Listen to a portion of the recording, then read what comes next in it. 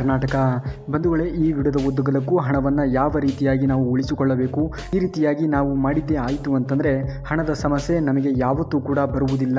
ಇದರ ಬಗ್ಗೆ ಕುರಿತು ಗರುಡ ಪುರಾಣದಲ್ಲಿ ಹೇಳಿರುವಂತಹ ರಹಸ್ಯಕಾರಿಯಾಗಿರ್ತಕ್ಕಂತಹ ಅಂಶವನ್ನು ಈ ವಿಡಿಯೋದ ಉದ್ದಗಲಕ್ಕೂ ನಿಮಗೆ ತಿಳಿಸುವಂತಹ ಪ್ರಯತ್ನವನ್ನು ಮಾಡ್ತೀನಿ. ಹಾಗಾಗಿ ಈ ವಿಡಿಯೋನ ಎಲ್ಲೂ ಕೂಡ ಸ್ಕಿಪ್ ಮಾಡದೆ ಪೂರ್ತಿಯಾಗಿರುವಂತಹ ವಿಡಿಯೋ ನೋಡಿ ಸಂಪೂರ್ಣವಾಗಿರ್ತಕ್ಕಂಥ ಮಾಹಿತಿಯನ್ನು ಪಡೆದುಕೊಳ್ಳಿ. ಹೌದು ಬಂಧುಗಳೇ, ಸಾಕಷ್ಟು ರೀತಿಯಲ್ಲಿ ಜನರು ನಮ್ಮ ಕೈಯಲ್ಲಿ ಹಣ ನಿಲ್ತಾ ಇಲ್ಲ. ನಾವು ಎಷ್ಟೇ ಪ್ರಮಾಣದಲ್ಲಿ ದುಡಿದರೂ ಕೂಡ ನಾವು ಹಣವನ್ನು ಉಳಿಸಿಕೊಳ್ಳಲು ಸಾಧ್ಯವಾಗ್ತಾ ಇಲ್ಲ. ನಾವು ಪರ್ಮನೆಂಟಾಗಿ ನಮ್ಮ ಕೈಯಲ್ಲಿ ಹಣ ಉಳಿಬೇಕು ಅಂತಂದರೆ ಏನು ಮಾಡಬೇಕು, ಯಾವ ರೀತಿಯ ಕ್ರಮವನ್ನು ತೆಗೆದುಕೊಂಡ್ರೆ ನಮ್ಮ ಹತ್ತಿರ ಶಾಶ್ವತವಾಗಿ ಹಣ ಉಳಿತದೆ ಅನ್ನುವಂತಹ ಸಾಕಷ್ಟು ಗೊಂದಲಗಳಿಗೆ ಅಥವಾ ಕ್ವಶನನ್ನು ಇಟ್ಕೊಂಡಿರ್ತೀರ. ಅಂತಹ ಕ್ವಶನ್ಗಳಿಗೆ, ಅಂತಹ ಗೊಂದಲಗಳಿಗೆ ಗರುಡ ಪುರಾಣದಲ್ಲಿ ಮಾಹಿತಿಯನ್ನು ನೀಡಲಾಗಿದೆ. ಹಾಗಾದರೆ ಗರುಡ ಪುರಾಣದಲ್ಲಿ ತಿಳಿಸಿರುವಂತಹ ಅಂಶವೇನು? ಗರುಡ ಪುರಾಣದಲ್ಲಿ ಹಣವನ್ನು ಉಳಿಸಿಕೊಳ್ಳುವುದರ ಕುರಿತು, ಹಣವನ್ನು ಯಾವ ರೀತಿಯಾಗಿ ಸಂಪಾದನೆ ಮಾಡಿಕೊಳ್ಳಬೇಕು ಅನ್ನೋದರ ಕುರಿತು ಇರುವಂತಹ ಅಂಶವಾದರೂ ಏನು ಅನ್ನೋದನ್ನು ಈಗ ನೋಡೋಣ.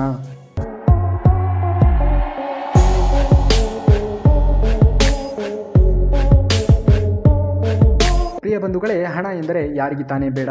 ಪ್ರಸ್ತುತ ದಿನಮಾನಗಳಲ್ಲಿ ಹಣ ಇಲ್ಲವೆಂದರೆ ಯಾರೂ ಕೂಡ ನಮಗೆ ಬೆಲೆಯನ್ನು ಕೊಡುವುದಿಲ್ಲ. ಅಂತಹ ಹಣವನ್ನು ನಾವು ಯಾವ ರೀತಿಯಾಗಿ ಉಳಿಸಿಕೊಳ್ಳುವುದು? ಹಾಗಾದರೆ ಗರುಡ ಪುರಾಣದಲ್ಲಿ ತಿಳಿಸಿರುವಂತಹ ಅಂಶಗಳು ಈ ರೀತಿಯಾಗಿದ್ದಾವೆ.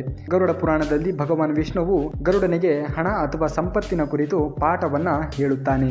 ಹಣದ ಸಮಸ್ಯೆಯನ್ನು ಎದುರಿಸುತ್ತಿರುವವರು ಯಾವತ್ತೂ ಕೂಡ ಹಣದ ಸಮಸ್ಯೆ ನಮಗೆ ಬರಬಾರದು ಎಂದರೆ ಗರುಡ ಪುರಾಣದಲ್ಲಿ ತಿಳಿಸಿರುವಂತಹ ಅಂಶವನ್ನು ಕಡ್ಡಾಯವಾಗಿ ಪಾಲನೆಯನ್ನು ಮಾಡಲೇಬೇಕು.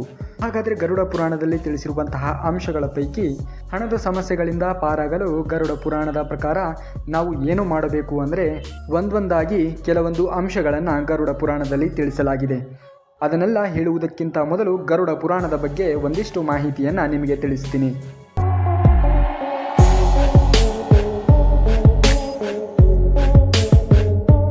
ಹಿಂದೂ ಧರ್ಮದಲ್ಲಿ ಧಾರ್ಮಿಕ ಗ್ರಂಥಗಳಿಗೆ, ವೇದಗಳಿಗೆ ಮತ್ತು ಪುರಾಣಗಳಿಗೆ ಹೆಚ್ಚಿನ ಒಂದು ಪ್ರಾಮುಖ್ಯತೆಯನ್ನು ನೀಡಲಾಗ್ತದೆ.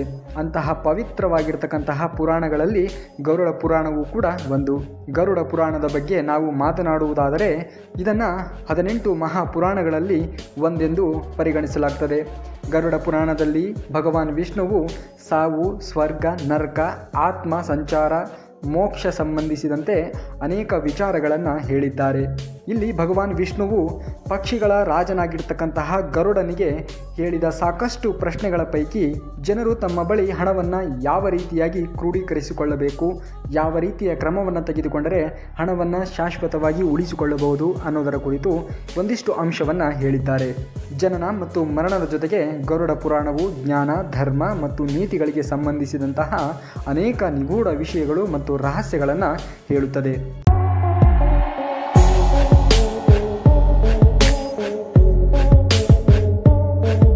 ಇವುಗಳನ್ನು ನಾವು ಅನುಸರಿಸುವುದರಿಂದ ಜನರಲ್ಲಿ ಜೀವನದಲ್ಲಿ ಯಾವುದೇ ರೀತಿಯ ಸಮಸ್ಯೆಗಳನ್ನು ಎದುರಿಸಲು ಸಾಧ್ಯವಿಲ್ಲ ಎಂದು ಹೇಳುತ್ತದೆ ಗರುಡ ಪುರಾಣ. ಗರುಡ ಪುರಾಣದಲ್ಲಿ ಭಗವಾನ್ ವಿಷ್ಣುವು ಹಣಕ್ಕೆ ಸಂಬಂಧಿಸಿದ ವಿಚಾರಗಳ ಕುರಿತು ಸಾಕಷ್ಟು ಮಾಹಿತಿಯನ್ನು ನೀಡಿದ್ದಾನೆ. ಗರುಡ ಪುರಾಣದಲ್ಲಿ ಉಲ್ಲೇಖಿಸಲಾಗಿರ್ತಕ್ಕಂತಹ ಈ ಒಂದು ವಿಚಾರವನ್ನು ನಾವು ಪಾಲಿಸುವುದಾದರೆ ಯಾವುದೇ ರೀತಿಯ ಹಣದ ಸಮಸ್ಯೆಯನ್ನು ಎದುರಿಸಲು ಅವಕಾಶವೇ ಇಲ್ಲವೆಂದು ಹೇಳುತ್ತದೆ ಗರುಡ ಪುರಾಣ. ಮೊದಲನೇದಾಗಿ ಗರುಡ ಪುರಾಣದಲ್ಲಿ ತಿಳಿಸಿರುವಂತಹ ಅಂಶಗಳ ಪೈಕಿ ಯಾವುದೇ ಕಡು ಬಡವರಿಗೆ ಸಹಾಯವನ್ನು ಮಾಡದೇ ಇರತಕ್ಕಂತಹ ವ್ಯಕ್ತಿಯ ಬಳಿ ಹಣ ಯಾವತ್ತೂ ಕೂಡ ನಿಲ್ಲುವುದಿಲ್ಲ. ಅಥವಾ ದಾನ ಧರ್ಮ ಮಾಡದ ವ್ಯಕ್ತಿಯ ಬಳಿ ಯಾವತ್ತೂ ಕೂಡ ಹಣ ನಿಲ್ಲುವುದಿಲ್ಲ ಎಂದು ಹೇಳುತ್ತದೆ ಗರುಡ ಪುರಾಣ.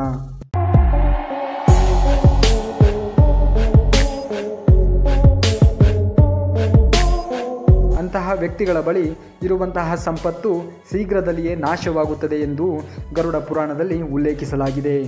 ಯಾಕೆಂದರೆ ಲಕ್ಷ್ಮೀ ದೇವಿಯು ಕೂಡ ಇಂತಹ ವ್ಯಕ್ತಿಗಳ ಬಳಿ ಇರಲು ಕೋಪಗೊಳ್ಳುತ್ತಾಳೆ.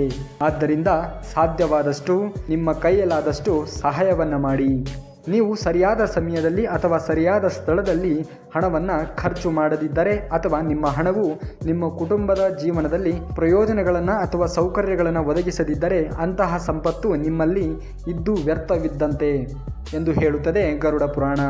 ಖರ್ಚು ಮಾಡುವ ಸಮಯ ಬಂದಾಗ ಖರ್ಚು ಮಾಡಲೇಬೇಕು. ಅಲ್ಲಿಯೂ ಕೂಡ ನಮ್ಮ ಜಿಪುಣತನವನ್ನು ತೋರಿಸಿದರೆ ಅಂಥವರ ಬಳಿ ಹಣ ಉಳಿಯುವುದಿಲ್ಲವೆಂದು ಹೇಳುತ್ತದೆ ಗರುಡ ಪುರಾಣ.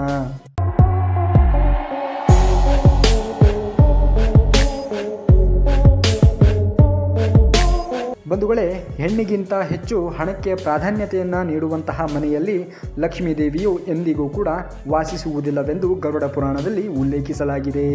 ಅಂತಹ ಮನೆಗಳಿಂದ ಅವಳು ಶಾಶ್ವತವಾಗಿ ದೂರ ಹೋಗಲು ಬಯಸುತ್ತಾಳೆ ಎಂದು ಗರುಡ ಪುರಾಣದಲ್ಲಿ ಉಲ್ಲೇಖಿಸಲಾಗಿದೆ. ಹೆಣ್ಣು ಮಕ್ಕಳನ್ನು ಲಕ್ಷ್ಮೀ ದೇವಿಯ ರೂಪವೆಂದು ಪರಿಗಣಿಸಲಾಗುತ್ತದೆ ಗರುಡ ಪುರಾಣದಲ್ಲಿ.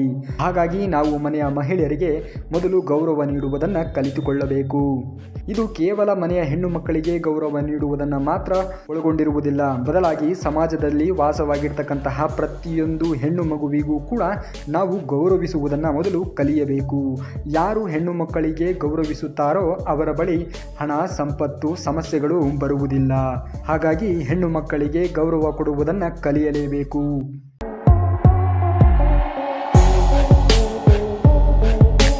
ಹಾಗಾಗಿ ಹಣವನ್ನು ಬಳಸುವಂತಹ ಅಥವಾ ಉಪಯೋಗಿಸುವಂತಹ ಪ್ರಸಂಗಗಳು ಎದುರಾಗ್ತವೋ ಅಂತಹ ಪ್ರಸಂಗಗಳಲ್ಲಿ ಅಥವಾ ಸಮಯಗಳಲ್ಲಿ ಹಣವನ್ನು ನಾವು ವಿನಿಯೋಗಿಸಬೇಕು ಅಥವಾ ಬಳಸಬೇಕು.